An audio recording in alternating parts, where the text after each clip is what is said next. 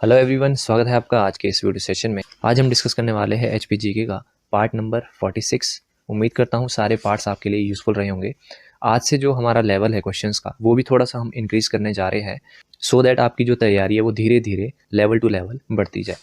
तो स्टार्ट करते हैं आज के इस वीडियो सेशन को। देखते हैं question number 561। Which Kangra rulers were the contemporary of Jahangir? निम्न में से कौन सा कांगड़ा का राजा जहांगीर का समकालीन था? आप सभी को पता है इस तरह के जो क्वेश्चंस है वो बहुत पूछे जाते हैं जो रिलेटेड है कंटेम्प्रेरी से। तो क्यों ना हम कांगड़ा डिस्ट्रिक्ट के जितने भी कंटेम्प्रेरीज है उनको हम डिस्कस कर लें। जैसे हम बात करते हैं अकबर के कौन कौन से राजा कंटेम्प्रेरी रहे हैं उनको हम डिस्कस कर लेते हैं। सबसे पहले आपने याद रखना है धर्मचंद। धर्मचंद और कई लोगों की शिकायत थी कि आपकी जो हैंड राइटिंग है वो उतनी ज़्यादा विजिबल नहीं रहती, तो मैं थोड़ा सा कोशिश करूँगा यहाँ पे आराम से लिखने की, तो उस पर आप पेशेंस बनाए रखें। दूसरा है मनकेया चंद। तीसरा आपने याद रखना है जयचंद। तो ये तीनों जो राजा है वो किसके कंटेम्प्रेरी थे? अकबर के। और हम सिर्फ कांगड़ा डिस्ट्रिक्ट की ही बात कर रहे हैं। दूसरा आपने याद रखना है जहांगीर। जहांगीर के कौन कंटेम्प्रेरी थे? त्रिलोकचंद। और दूसरा राजा है हरिचंद सेकंड।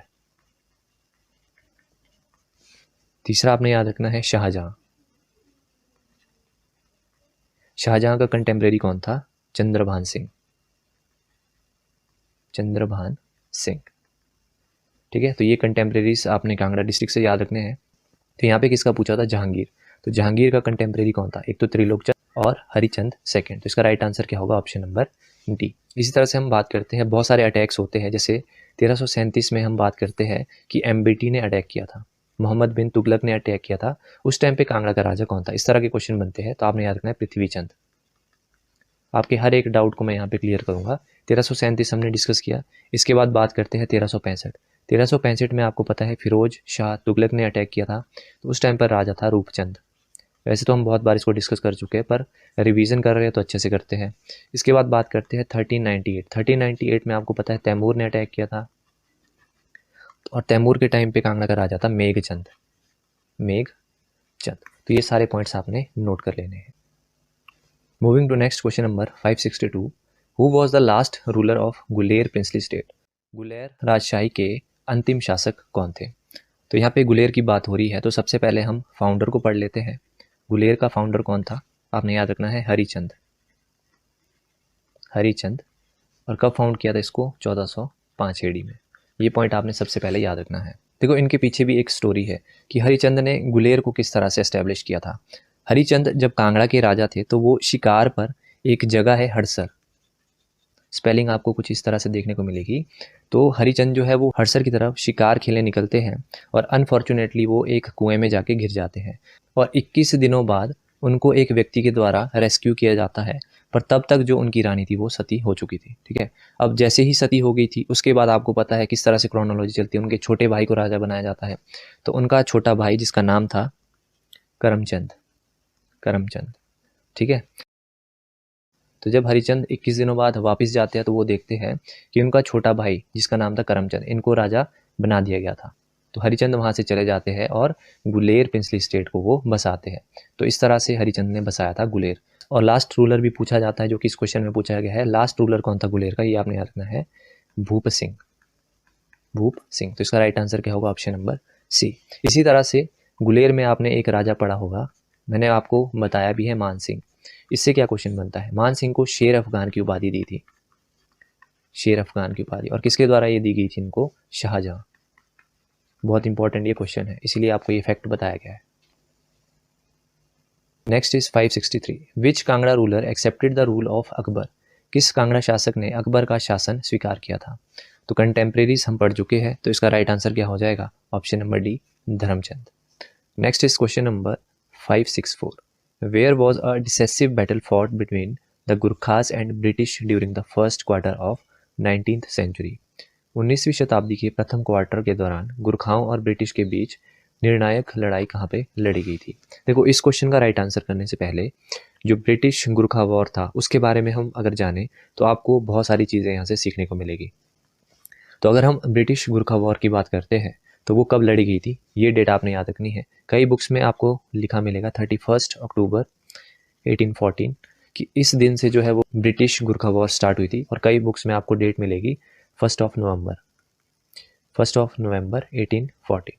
तो इन दोनों में सिर्फ एक ही दिन का फ़र्क है, आप याद रख सकते हैं। फर्स्ट एक्सपेडिशन की अगर हम बात करते हैं कि जब ब्रिटिशर्स ने फर्स्ट एक्सपेडिशन किया तो उन्होंने कहाँ से स्टार्ट किया था, देहरादून से। गुरखास के अगेंस्ट उन्होंने एक्सपेडिशन जब स्टार्ट किया था तो उस टाइम पर गुरखा कमांडर कौन थे, बलभद्र थापा। ये आपने याद रखना है। देखो किस तरह से इन्होंने अप्रोच किया था उसको हम यहाँ से जानते हैं। ब्रिटिश साइड से एक जनरल थे जिनका नाम था जनरल रोलो गैलेस्पी। देखो नाम ही रोलो है। ब्रिटिशर्स की साइड से किसने लीड किया था, ये नाम इंपॉर्टेंट है, जनरल रोलो गैलेस्पी ने। ठीक है, इन्होंने देखो किस तरह से अप्रोच किया। ये सहारनपुर जो कि आपको देहरादून में मिलता है, वहाँ से ये क्यारादून गए, क्यारादून होकर इन्होंने हमला किया, और सबसे पहले इन्होंने कहाँ पे अटैक किया था, कलंग फोर्ट पे। तो ये हमारे लिए इंपॉर्टेंट है। सहारनपुर जो कि देहरादून में है, वहाँ से होते होते ये कहाँ पे पहुँच गए थे, कलंग फोर्ट में। ठीक है, और कलंग फोर्ट में उस टाइम पे राजा कौन था, बलभद्र थापा। तो बलभद्र थापा को हराकर ब्रिटिशर्स ने जो चीज़ कैप्चर की वो क्या था, कलंग फोर्ट। ये क्वेश्चन पूछा जाता है। ठीक है, तो इसको आपने याद रखना है। इसके बाद ब्रिटिश जनरल थे जनरल ऑक्टरलोनी। जनरल ऑक्टरलोनी भी रोपड़ होकर, ये भी आगे की तरफ बढ़ते हैं, रोपड़ होकर उन्होंने आक्रमण करना स्टार्ट किया। बाद में उन्होंने नालागढ़ में एक फोर्ट था, तारागढ़ फोर्ट, आपने सुना होगा, Taragarh fort. Taragarh fort plus Ramgarh fort, इन दोनों फोर्ट्स को इन्होंने कैप्चर कर लिया था। तो इस तरह से ये ब्रिटिश सुपरमेसी की एक और जीत थी। इसी तरह से बहुत सारे आक्रमण हुए। अगर मैं ब्रिटिश गुरखा वॉर की एग्जैक्ट टाइमलाइन आपको बताऊं तो कितने साल इनका युद्ध चला, 1 वर्ष 8 महीने और 3 दिन। तो इतना लंबा ये वॉर चला था। ठीक है, इसके बाद हम बात करते हैं बैटल ऑफ मलौन। बहुत डिसेसिव ये बैटल थी। टाइमलाइन आप याद रख लो, 15 मई 1815, 15 मई 1815 की ये डिसेसिव बैटल, जिसको हम किस नाम से जानते हैं, बैटल ऑफ मलौन।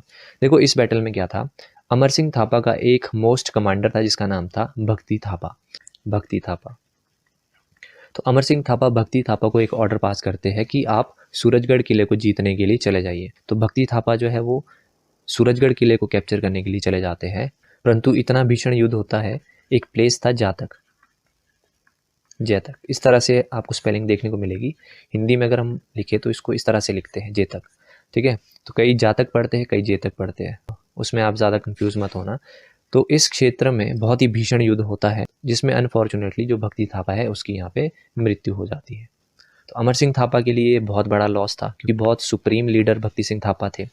तो अल्टीमेटली जो अमर सिंह थापा है, अमर सिंह थापा और उसका बेटा, अमर सिंह थापा का बेटा कौन था, रंजौर सिंह थापा।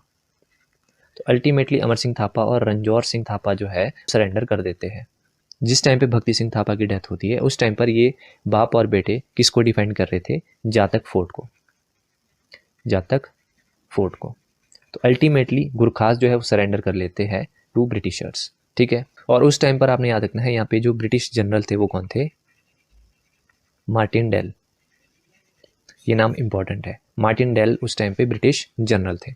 तो आपने यहाँ से 2 पॉइंट और याद रखने हैं जो मैं आपको बता रहा हूँ कि रंजौर सिंह थापा को जो है वो कहाँ पे डिफीट किया गया था, तो जातक फोर्ट आपने याद रखना है, ये क्वेश्चन बनता है। और बलभद्र थापा को कहाँ पे डिफीट किया गया था, कलंग फोर्ट, कलंग फोर्ट में। तो ये 2 फोर्ट्स आपने याद रखने हैं। तो इस तरह से जो गुरखा सुपरमेसी है उनकी हार होती है और बहुत सारा हिस्सा उनके हाथ से जाता है। तो ये स्टोरी थी ब्रिटिश गुरखा वॉर की। उम्मीद करता हूँ बहुत कुछ आपको सीखने को मिला होगा। अब आते हैं हम इस क्वेश्चन पे। तो इसका राइट आंसर होगा option number A, Jatak hills.